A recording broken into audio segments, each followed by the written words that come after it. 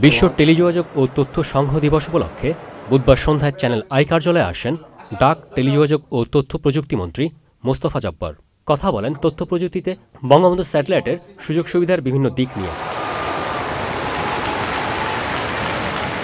নিজস্ব স্যাটেলাইটের কারণে জাতীয় নিরাপত্তা সহ কৃষি, শিক্ষা ও স্বাস্থ্য খাতে উন্নতির পাশাপাশি দেশের ২২৬টি ইউনিয়নে যোগাযোগ ব্যবস্থার উন্নয়নে ইন্টারনেট সেবা পৌঁছে দিতে বঙ্গবন্ধু স্যাটেলাইট আরও গুরুত্বপূর্ণ ভূমিকা রাখবে বলে জানান মন্ত্রী। কিছু কিছু জায়গায় আমাদের একটু ফাঁক ছিল, এই ফাঁকগুলো পূরণ করাটা আমাদের জন্য প্রয়োজন ছিল। আমার রাষ্ট্রীয় নিরাপত্তার বিষয়, আমি যখন আমার দেশের স্যাটেলাইট ব্যবহার করি তখন আমার দেশের তথ্য উপাত্ত আমার নিয়ন্ত্রণে থাকে, কিন্তু আমি যখন বিদেশের একাধিক দেশের স্যাটেলাইট ব্যবহার করি তখন আমার কিন্তু ওই নিরাপত্তার বিষয়টা থাকে না। আমরা হিসেব করে দেখেছি আমাদের যে বর্তমান অবস্থা আছে তাতে আমাদের সর্বোচ্চ 7 বছরের মতন সময় লাগতে পারে আমার এই বিনিয়োগটিকে তুলে আনার জন্য।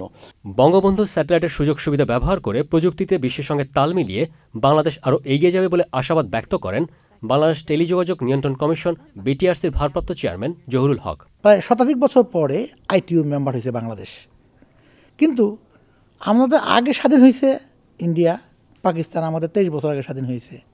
তারা কিন্তু আমাদের মতো আগায় নাই যে স্পিডে আমরা আগাইছি এইসব সেক্টরে, কারণ আমরা ডিজিটাল বাংলাদেশের স্বপ্ন দেখতেছি, সারা দুনিয়ার সঙ্গে কম্পেয়ার করে আমরা আগাই যাচ্ছি। সবার জন্য কৃত্রিম বুদ্ধিমত্তার ইতিবাচক ব্যবহার ও প্রসারের সুযোগ তৈরির পাশাপাশি 4G প্রযুক্তির বিস্তৃতির কথা জানান গ্রামীণফোনের কর্পোরেট অ্যাফেয়ার্স বিভাগের প্রধান মাহমুদ হোসেন।